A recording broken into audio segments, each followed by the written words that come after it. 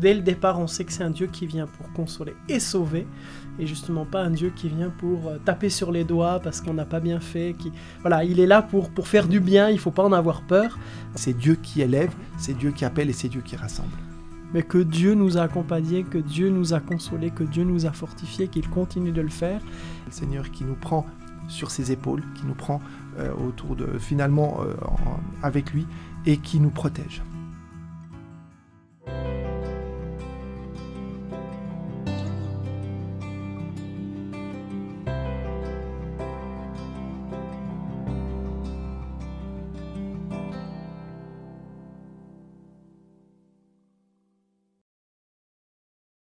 Bonjour à tous et bienvenue pour cette nouvelle émission 3DS. Un plaisir encore une fois renouvelé de vous retrouver pour suivre cette émission, cette étude du livre d'Ésaïe que nous continuons. Nous sommes à la leçon 8, une leçon qui a pour titre « Consoler mon peuple », donc une leçon sur la consolation et les encouragements. Avant qu'on aborde le thème, je vous rappelle que vous pouvez vous abonner à la chaîne, activer la petite cloche pour être notifié des prochaines émissions, et aussi je vous rappelle que cette émission est disponible en podcast, que vous pouvez après écouter dans vos transports en commun, dans votre voiture, à tout moment de la journée. Pour l'occasion, je reçois à nouveau Eric et Nicolas, merci de nous rejoindre. Peut-être pour ceux qui ne vous ont pas vu la première fois où vous étiez venus, si vous pouvez encore dire quelques mots sur qui vous êtes ou votre famille, enfin sur vous-même. Qui commence ?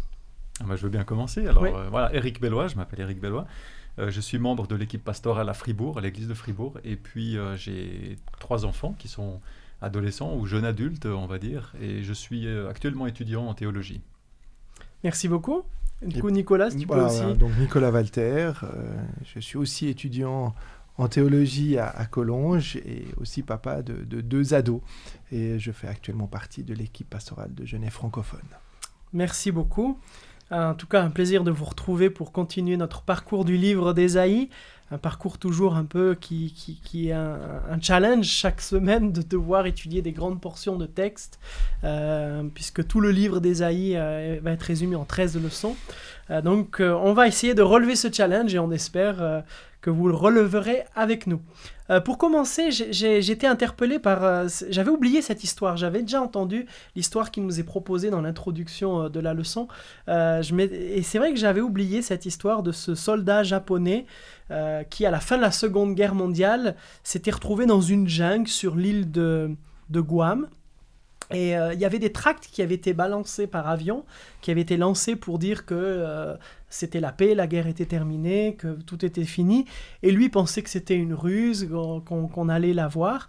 Et puis du coup, comme il était loyal, il avait juré loyauté auprès de l'empereur, juré de ne jamais se rendre et de mourir s'il le fallait. Il a décidé d'avoir aucun contact, il est resté complètement isolé. Et...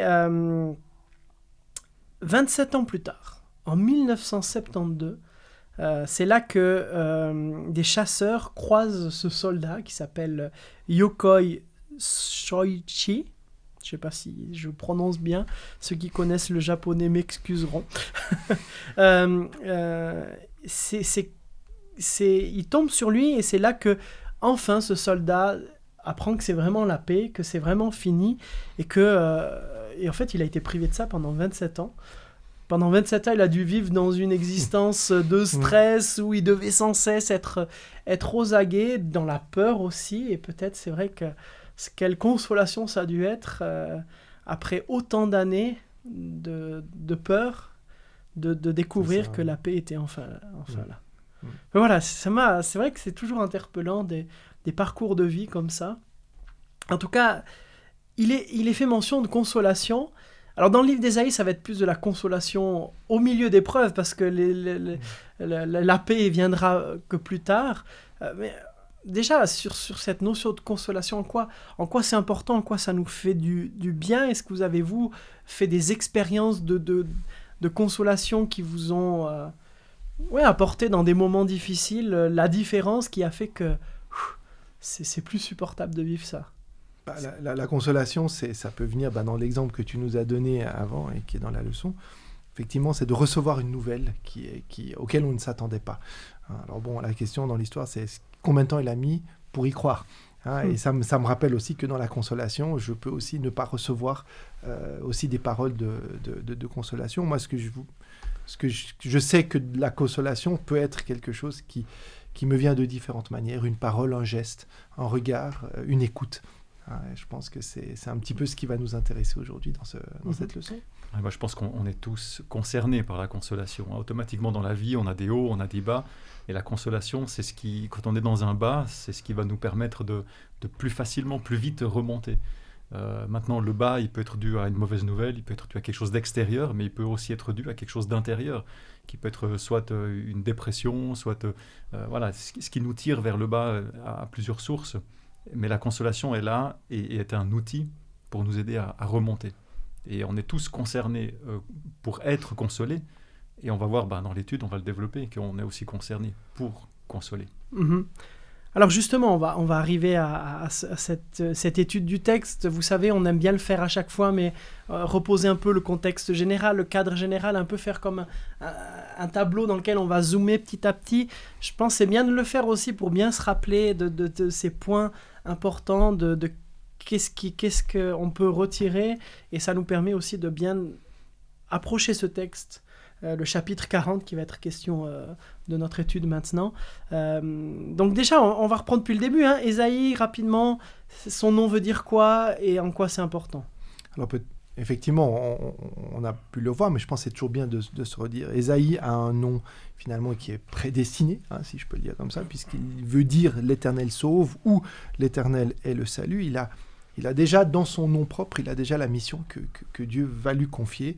Et finalement aussi, le message, dans son nom aussi, c'est pas simplement le message de Dieu, mais aussi la manière avec laquelle l'action de Dieu va se mettre en œuvre. Je pense que c'est à travers ce prophète, à travers le salut qu'il veut apporter de Dieu. J'aime bien refaire aussi toujours le lien avec le verset à mémoriser, qui va donner la ligne rouge de l'étude. Et ici, on a ce verset du chapitre 40 au verset 9 et qui dit « Monte sur une haute montagne, Sion, toi qui portes la bonne nouvelle, élève ta voix avec force, Jérusalem, toi qui portes la bonne nouvelle, élève ta voix, n'aie pas peur, dis aux villes de Juda, votre Dieu est là. » Je crois que quand on parle de consolation, je pense que c'est un verset qui nous dit à quoi il sert Ésaïe, à quoi il sert en tant que porte-parole de Dieu, et ça nous donne beaucoup d'informations sur Dieu lui-même. Dès le départ, on sait que c'est un Dieu qui vient pour consoler et sauver, et justement pas un Dieu qui vient pour taper sur les doigts parce qu'on n'a pas bien fait. Il est là pour faire du bien, il ne faut pas en avoir peur. On sait que dans la Bible, des fois, quand Dieu se révèle, ça peut impressionner l'homme, mais il peut en avoir peur. On pense au Sinaï, au moment des 10 commandements, le peuple qui dit non, on veut pas parler, on a peur de mourir, va parler Moïse. Et c'est vrai que dès le départ, on sait que on est dans quelque chose de positif qui va nous parler du salut de Dieu et de sa consolation. Et encore une fois, le verset à mémoriser qui est pas le même que les autres fois. À chaque fois, on trouve que ce salut, il apparaît tout au long des 66 chapitres. Il vient pas qu'à la conclusion. C'est vraiment le message central. Un message constant, ouais. Au niveau de l'histoire, qu'est-ce qui se passe Est-ce qu'on peut faire un petit résumé encore une fois? Oui, alors tout à fait. Pour Ésaïe, il est né entre 780 et 760 avant Jésus-Christ. Ça donne un petit peu le contexte. À ce moment-là, Israël est divisé en deux royaumes, entre le royaume de Juda qui est au sud et le royaume d'Israël qui est au nord. Mm-hmm. On se trouve à peu près dans la période intermédiaire, c'est-à-dire au milieu de cette période de royaume divisé. Ça veut aussi dire qu'on se retrouve à peu près 150 à 200 ans avant la déportation à Babylone. Mm-hmm. Donc tous les textes prophétiques, et en l'occurrence tout le chapitre 40, c'est justement...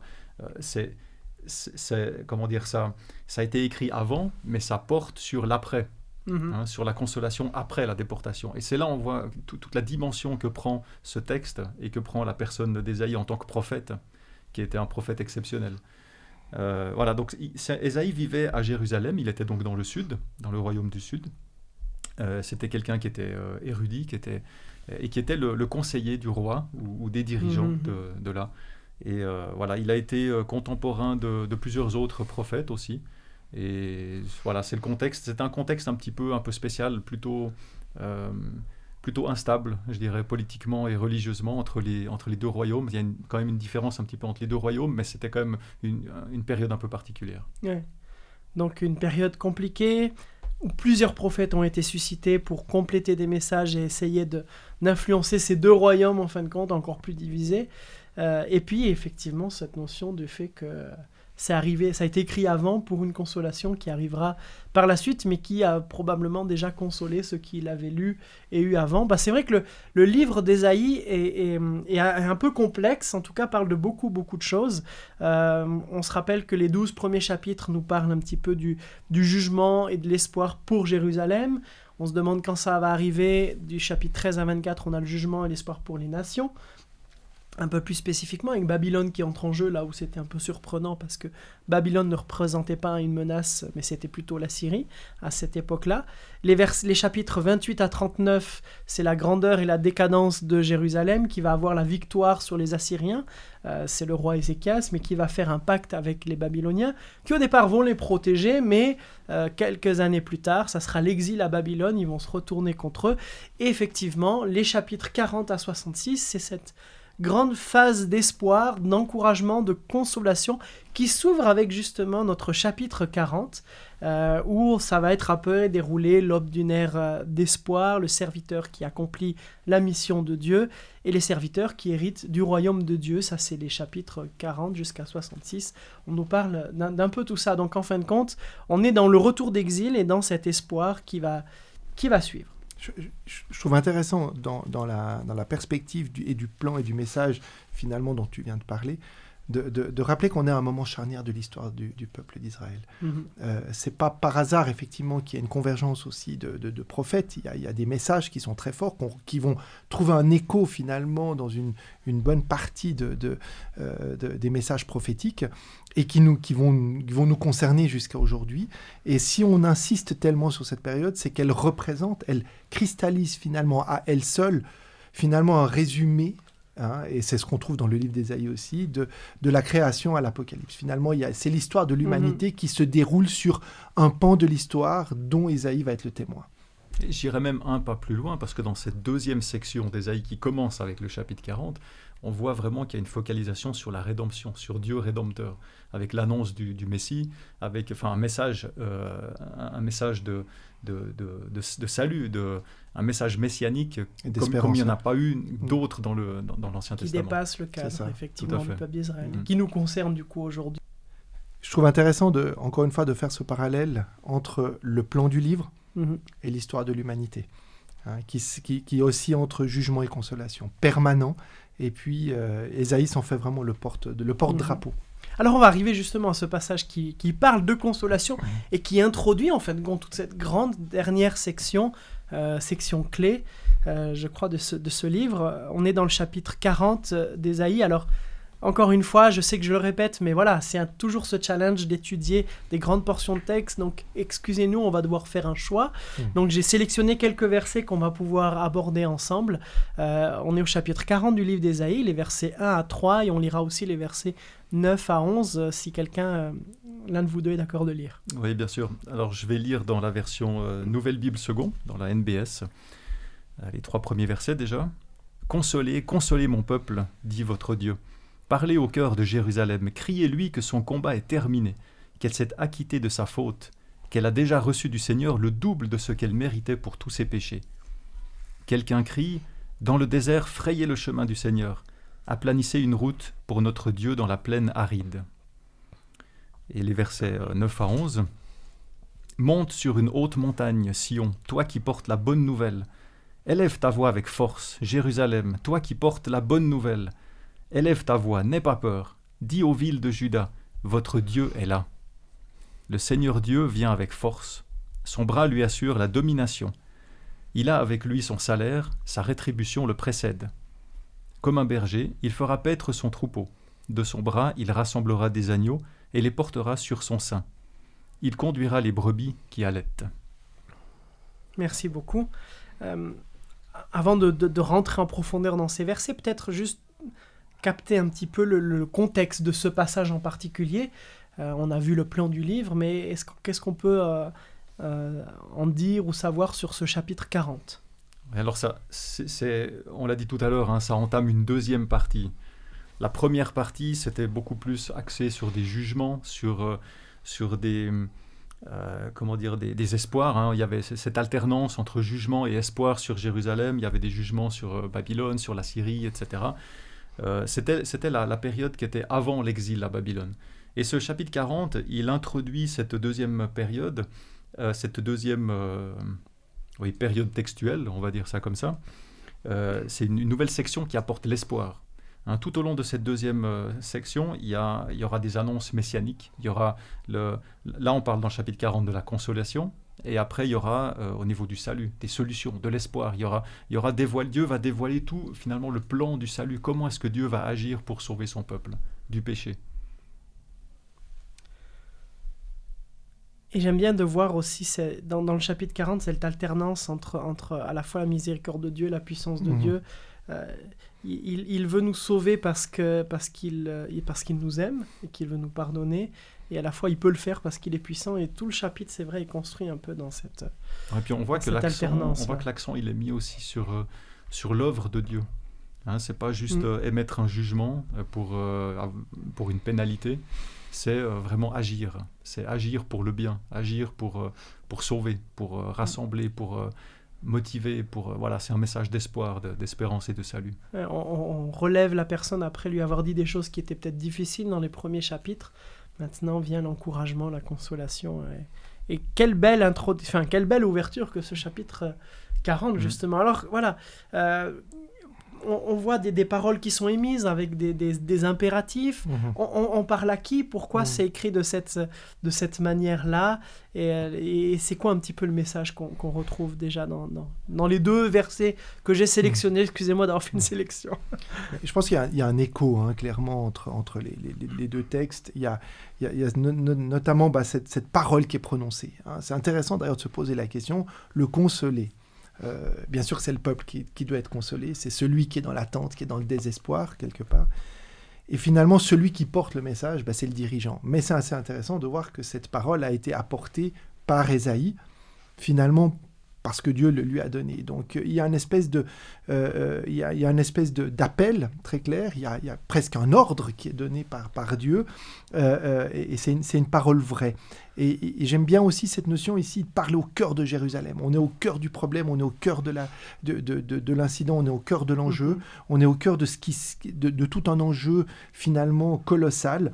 Et là, quelque part, il y a une voix qui crie dans le désert. Il y a une voix qui dit finalement préparez, aplanissez, finalement une sorte de préparation. Comme s'il y avait un message qui devait arriver. Je devais préparer quelque chose pour qu'un message arrive. Puis l'écho, dans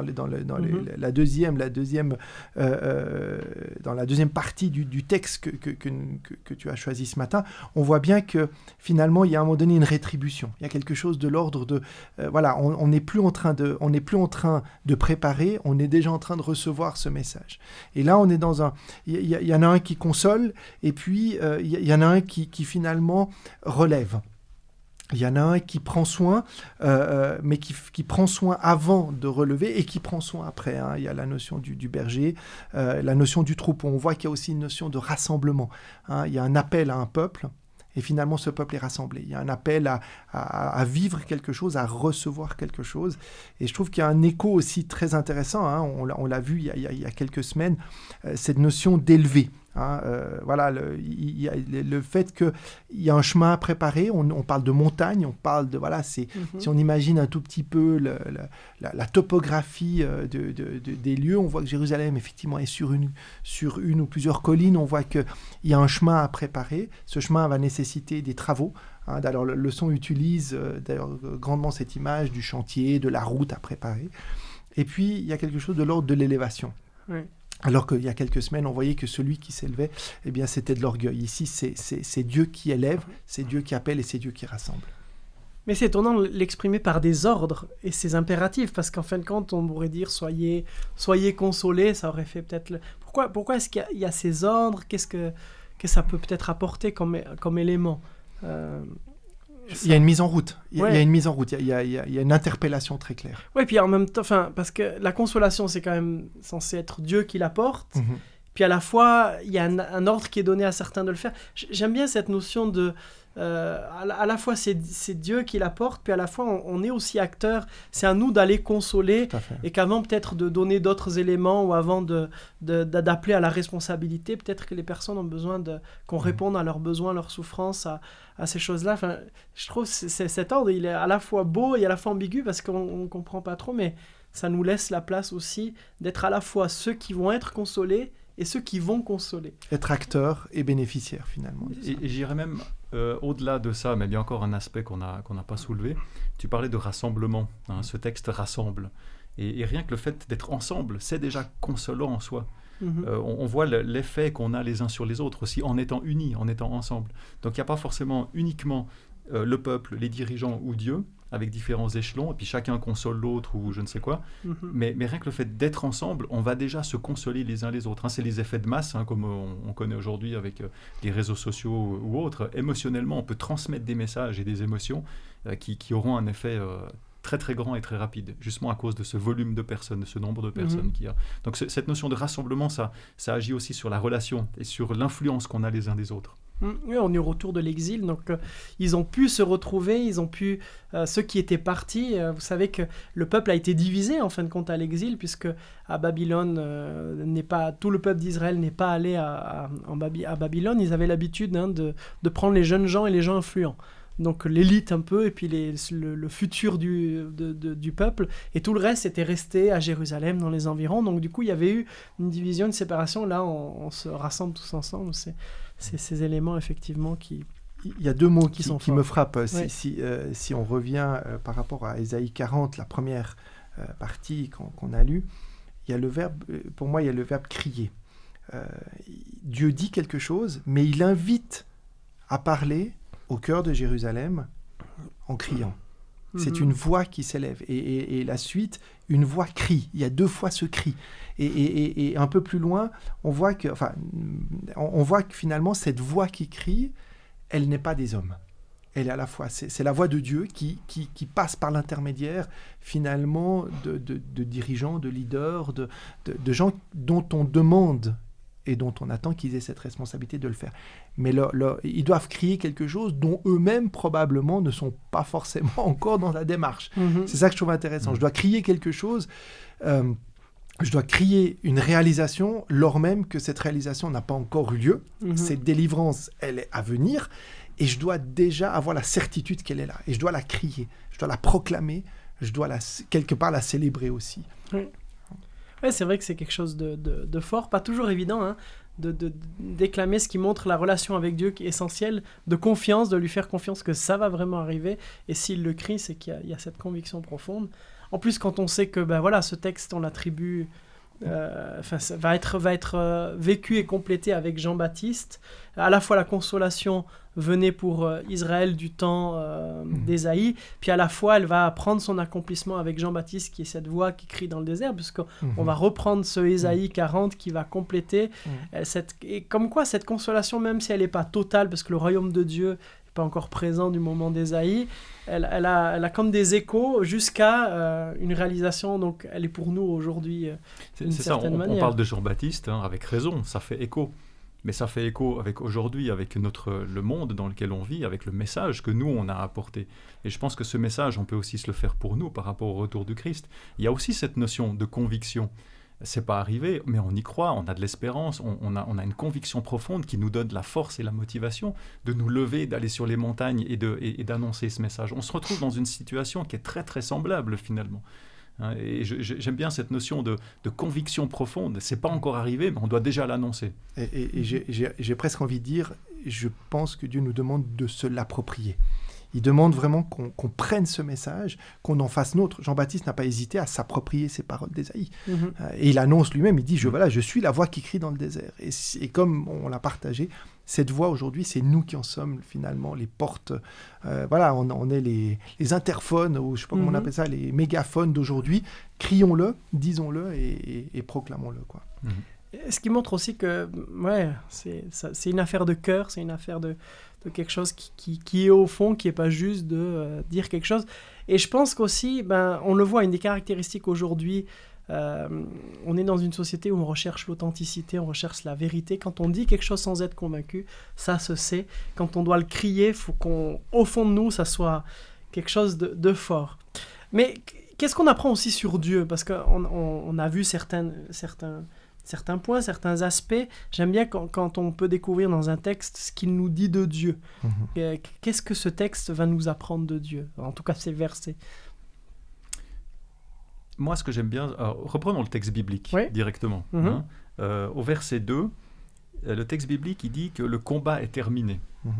Il dit que la faute est acquittée. Donc déjà, c'est un message de libération. Alors Dieu, il est déjà perçu comme un libérateur. C'est lui qui va apporter ça, qui va donner une sentence en disant « Mais non, ta faute, elle est déjà payée. » C'est lui qui va juger, qui va attester ça. Donc il apparaît comme un libérateur. Au verset 9, dans la deuxième partie qu'on a lue, c'est marqué « Votre Dieu est là ». C'est pas juste « Dieu est là ». Votre Dieu est là. On retrouve cette notion de relation, où Dieu, il s'approche, comme dans Adam et Ève, finalement, après qu'ils aient péché. Dieu va s'approcher d'eux. Il va chercher la relation. C'est pas un Dieu qui s'approche, c'est votre Dieu. Il y a déjà une relation qui est déjà intime. On pourrait même dire notre Dieu, puisque là, le verset 3, c'est une route pour notre Dieu. Il y a même une appropriation qui est même encore plus grande. Tout à fait. Si on regarde encore dans la suite du texte au verset 11, Dieu est comme un berger qui fera paître son troupeau. Et là aussi, on prend toujours dans le côté relationnel. Qu'est-ce que c'est un berger? Pour nous, ça parle peut-être un petit peu moins qu'à l'époque. Mais qu'est-ce que c'est un berger? Qu'est-ce que c'est le troupeau pour le berger? Qu'est-ce que ça veut dire faire paître? Et on voit que c'est une guidance, c'est un soin continu, c'est lui apporter le meilleur, c'est le faire paître dans les verts pâturages, l'amener à l'endroit où c'est le meilleur pour le troupeau, avoir l'intérêt de ce troupeau comme au premier plan dans son esprit. Et c'est encore écrit que Dieu rassemblera des agneaux, il les portera sur son sein, il conduira les brebis qui allaitent. On voit tout le soin que Dieu prend de son troupeau. Et je crois que voilà, c'est ça, moi, ce que ça me dit sur Dieu. Comment est ce berger dans le texte? Comment est ce Dieu pour nous? Je ne sais pas s'il y a même des mots, on le sent, comment il est. Il prend soin de nous, mais encore une fois, il nous rend acteurs. Il ne nous demande pas d'être passifs dans cette situation. Il ne nous demande pas juste d'être des spectateurs de quelque chose de grandiose qui se passe. Là, il nous dit, mais voilà, vous êtes des acteurs, je mets tout le contexte favorable et je vous donne cette espérance. Encore une fois, nous, on le lit a posteriori et nous, on la vit aujourd'hui, mais dans le contexte politique de l'époque, il fallait bien s'accrocher encore une fois. Mais cette promesse, elle n'est pas simplement quelque chose d'hypothétique. Elle est affirmée, elle est criée, elle est proclamée comme étant déjà acquise. Et c'est ça que je trouve intéressant, c'est que dans le fond, ce Dieu-là, c'est le Dieu qui a déjà réalisé ce qu'il a promis, même si on ne le voit pas encore. Ouais, j'aime bien cette notion, parce qu'au final, on commence par des impératifs, mais c'est Dieu qui est l'acteur, c'est Dieu qui fait, c'est Dieu qui sauve, c'est lui qui agit à travers nous, même si on devient des co-acteurs, des co-ouvriers de Dieu, comme des fois la Bible dira, c'est quand même lui qui agit, et du coup, ça... on se dit, j'ai pas grand-chose à faire au final, si ce n'est de le laisser faire. Et effectivement, cette notion que Dieu est le fin mot de l'histoire, même si aujourd'hui il y a des difficultés, il y aura tout le livre de l'Apocalypse d'ailleurs va dans ce sens-là. Je suis l'alpha et l'oméga, le commencement et la fin. Oui, c'est pas encore peut-être évident. Et puis quand Isaïe a dû écrire ça, il devait se dire, mais la consolation, la paix, tout le monde rassemblé semble bien loin. Et en fin de compte, de se dire, ça me fait déjà du bien maintenant. Jésus avait d'ailleurs parlé de ça, ça me vient à l'esprit. Le royaume de Dieu, à la fois il disait qu'il va venir et à la fois il est déjà là. On est dans une tension, en fin de compte, c'est un paradoxe chrétien, en fin de compte. Et le paradoxe, il est encore plus flagrant, puisque dans les autres versets de ce chapitre 40 d'Ésaïe, il y a toute la partie où finalement la créature n'est rien. C'est intéressant parce que nous on a pris un parallèle entre deux choses finalement dans le sens du leadership, de l'information, de la consolation. Mais à un moment donné, il y a tout ce passage où il dit finalement une voix qui crie, il dit crie, Et puis, toute chair est comme l'herbe et tout son éclat comme le fleur des champs. Il y a un moment donné un passage où on pourrait se dire, ouf là, il y a un peu le soufflet qui retombe, là, on est vraiment rien, on n'est pas grand-chose. Non, parce qu'encore une fois, c'est nous ramener dans notre condition de recevoir, c'est-à-dire dans notre condition de créature aimée. Pas parce que nous ne sommes rien, mais nous ne sommes rien finalement en lien avec le plan, le projet, la puissance et l'amour de Dieu dans sa réalisation. Ce besoin de crier, ce besoin de recevoir, d'appeler à Dieu. Alors justement, toutes là, c'est une promesse de consolation que va recevoir Israël. Qu'est-ce que ça signifie un peu pour vous, c'est les promesses que la Bible peut nous donner par rapport à la fin de la souffrance, par rapport à ce qu'on peut vivre pour nous aider à vivre aujourd'hui? Pour moi, les promesses, là où elles sont importantes, c'est qu'elles ont cette faculté de nous projeter hors de notre réalité, de nous projeter dans un avenir qu'on peut espérer, un avenir en lequel on croit. Et moi, je me rappelle à l'époque quand je faisais des études et qu'il y avait des examens, et quand on stresse avant l'examen, un des moyens que j'avais pour finalement faire baisser ce stress, c'était de m'imaginer juste comment est-ce que je serais à l'heure de la fin de l'examen. Et quand j'imaginais ça, je me projetais à l'avance, et tout d'un coup, le stress redescendait parce que l'examen était fini. Et je crois que les promesses, elles donnent justement de l'espoir, de l'espérance, elles nous sortent d'une réalité qui est peut-être difficile, parce qu'elles nous sortent de cette réalité pour nous mettre mentalement dans une réalité qui est différente, qui est belle, qui est pleine d'espoir, une réalité en laquelle on croit, qu'on espère, et qui nous sort de notre moment de difficulté actuel. La promesse, c'est vrai que la Bible est remplie de promesses, ça j'enfonce une porte ouverte. Et c'est vrai qu'il existe des manuels, un catalogue des promesses. Il y a des livres qui cataloguent. Voilà, c'est dans toutes les circonstances. Dans toutes les catégories pour chaque domaine de notre vie. Une petite recherche sur Internet rapide m'a convaincu du fait qu'effectivement, il y a quasiment une potion pour chaque maladie. Moi, j'aime bien ce que tu disais, Eric, dans le fond de cette projection. La promesse, c'est que je le veuille ou non, c'est la réalisation. Et ce n'est pas une hypothétique réalisation, c'est une réalisation. C'est-à-dire que dans le fond, cette promesse, c'est déjà réalisé. Le royaume qui va venir, il est déjà présent. Mais il n'est pas encore. C'est toujours cette tension entre le déjà et le pas encore. Et là, Ésaïe vit dans cette tension-là. Et je crois qu'il veut nous faire comprendre cette dimension d'une fois de dire, OK, vous ne le voyez pas, vous ne comprenez pas, ça va vous dépasser. Vous allez même voir des choses qui vont complètement vous dépasser. Et ne vous fiez pas à ce temps, à ce moment, parce que la promesse va arriver. Ça, c'est peut-être un premier élément. Le deuxième, j'aime bien imaginer que la promesse, c'est quelque chose qui tombe au moment où je ne m'y attends pas. Je ne suis pas un fervent partisan de dire mais il y a un catalogue de promesses, allez, je vais le trouver dans le psaume 123, je prends au hasard, qui me dit, voilà, là, il y a une promesse qui est pour moi. Parce que dans le fond, je vais peut-être aller chercher dans le livre, dans la parole, ce qui va m'arranger à un moment donné. Moi, ce que j'aime, c'est cet humour magnifique et grandiose que Dieu nous met sur notre route. C'est ça, pour moi, le chemin qui se prépare. C'est je lis quelque chose auquel je ne m'étais pas préparé. Et je sais déjà qu'en le recevant, le Seigneur va le faire mûrir, va le faire grandir, je vais le ruminer, qui va faire... Et pour moi, lorsque Jean-Baptiste annonce ce chemin, c'est une promesse. Il annonce quelque chose qui n'est pas du tout recevable. S'il était difficile du temps d'Ésaïe, à combien on peut imaginer qu'il était difficile de le recevoir du temps de Jésus, en annonçant ce Jésus qui finalement était l'accomplissement même de ce chemin et de cette promesse. Moi, ça me fait penser à une chose aussi. Je pense qu'avec les promesses, Dieu, il arrive à nous focaliser sur ce qui vaut la peine, sur là où on doit se focaliser. Et je prends un exemple assez simple. Dans ce monde, c'est un monde d'injustice. Tant que Satan règne en tant que prince de ce monde, c'est un monde qui est empreint de péché. Combien de fois ou combien de personnes on n'a pas déjà entendu dire le christianisme, mais si Dieu existait avec tout ce mal, voilà. Puis pour eux, ils n'arrivent pas à réconcilier qu'il y a de l'injustice et qu'il y a un Dieu qui est juste.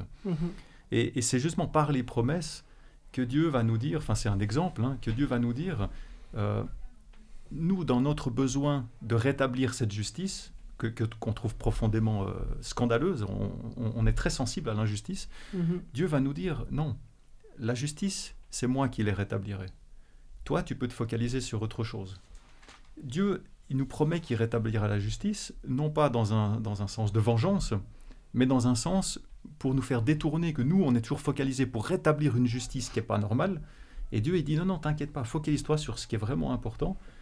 C'est moi qui rétablirai la justice. Donc ça, c'est un exemple de promesse qui nous redirige et qui nous fait avancer sur le bon chemin et pas continuer à nous battre contre des moulins où ça ne sert à rien finalement. Ouais, c'est vrai que quand il y a des difficultés qui arrivent dans notre vie, on est tellement obnubilé par ça, on regarde tellement ça qu'on oublie peut-être de voir à côté d'autres choses, les belles choses, ou Dieu qui agit toujours malgré tout. On voit, tu parlais du mal qui agit dans ce monde, c'est vrai que des fois on peut être obnubilé par le mal en oubliant de voir...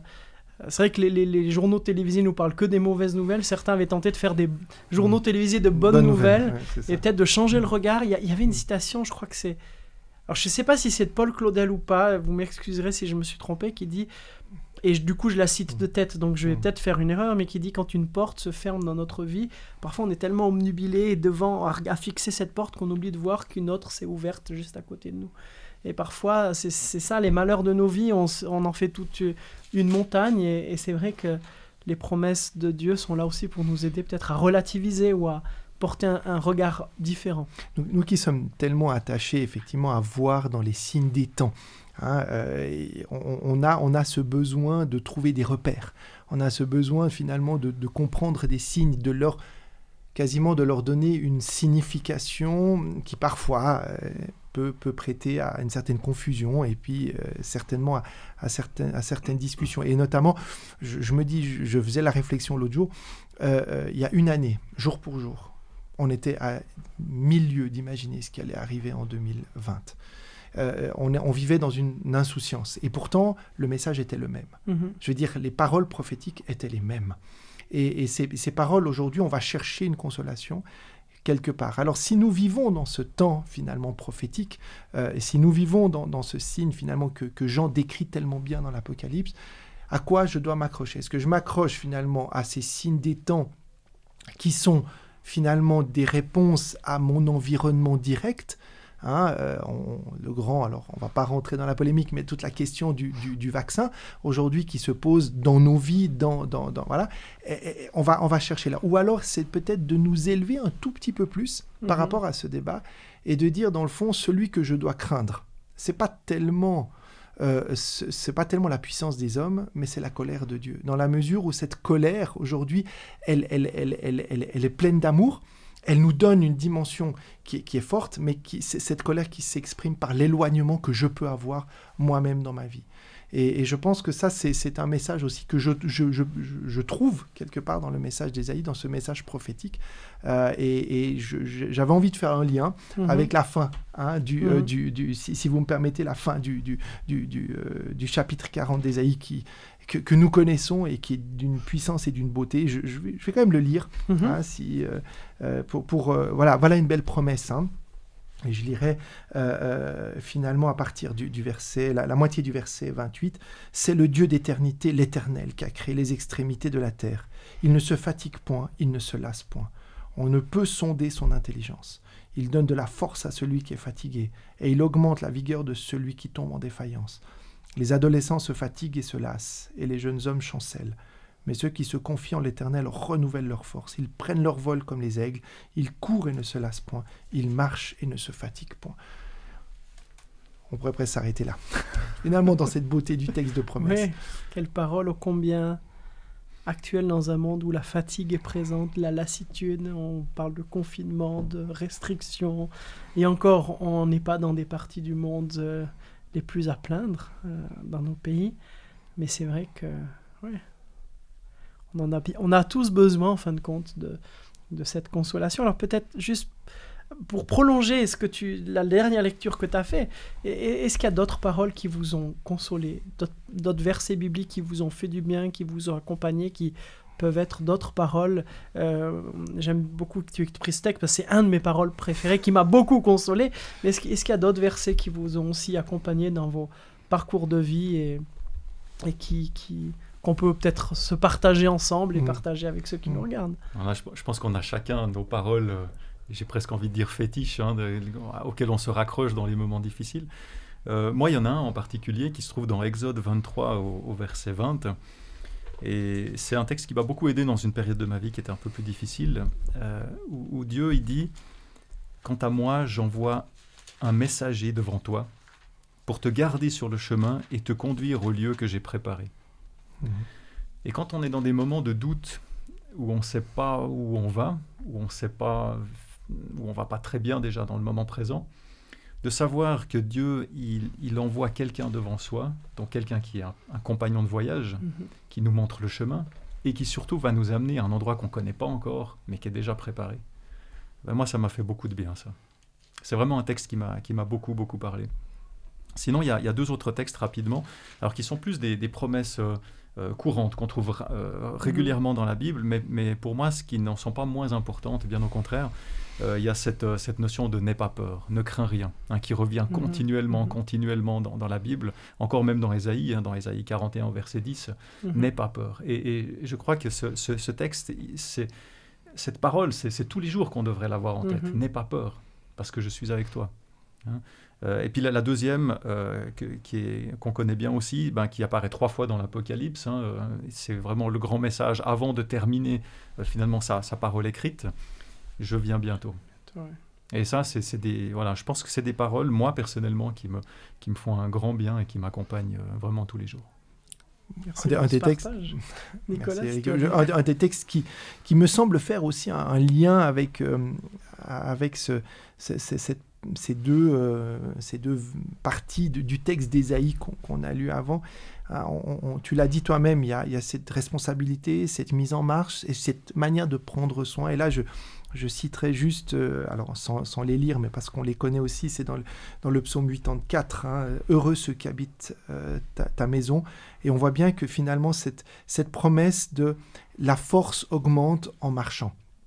Finalement, ces chemins qui se préparent, ces chemins que le Seigneur, que Jésus veut vraiment faire dans nos vies, dans nos cœurs, dans notre quotidien, dans nos peurs aussi, et de savoir que finalement c'est lui qui met en marche, que cette force, comme celui de l'aigle, elle nous est donnée, et puis c'est aussi celui qui est le bouclier, finalement c'est une protection, et j'aime cette dynamique de mise en marche, de relever, de prendre soin.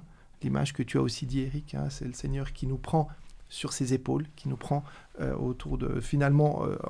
avec lui et qui nous protège. Merci pour ces beaux partages de versets qui, je crois, nous apportent encore plus de consolation que ce que Ésaïe 40 nous apporte déjà. En tout cas, c'est beau de voir qu'on a tous des versets qui nous montrent pas juste que les versets sont beaux, mais que Dieu nous a accompagnés, que Dieu nous a consolés, que Dieu nous a fortifiés, qu'il continue de le faire, et qu'en fin de compte, c'est notre rôle encore aujourd'hui de partager autour de nous ce Dieu qui veut rassurer, qui veut nous donner la force, qui veut nous permettre d'avancer. Même si le royaume n'est pas encore pleinement là, il viendra au moment de son prochain retour. Il y a déjà quelque chose à vivre maintenant, il y a déjà une présence de Dieu qui fait la différence dans notre monde, et je crois que c'est le gros message de tout ce que la Bible est venue apporter, et le témoignage qu'on peut faire, c'est que Dieu est bien un Dieu qui est vivant et qui agit ici-bas. Je vous remercie en tout cas, Eric et Nicolas, d'avoir été présents, d'avoir échangé. C'était très enrichissant de pouvoir vous avoir avec nous. Merci aussi de nous avoir suivis par le moyen de la vidéo. N'hésitez pas aussi à nous faire part des versets qui vous ont aussi consolé, qui vous ont fait du bien. N'hésitez pas dans les notes de la vidéo de pouvoir nous partager cela. On découvrira ça avec grand plaisir. Je vous rappelle de vous abonner à la chaîne si vous souhaitez être notifié des prochaines émissions. Le podcast aussi est disponible pour pouvoir écouter cette émission par la suite. Je vous souhaite en tout cas une belle suite d'études aussi du livre d'Ésaïe, puisque ce n'est pas encore terminé. Que Dieu vous garde, que Dieu vous console et vous fortifie, et à la prochaine fois. Au revoir.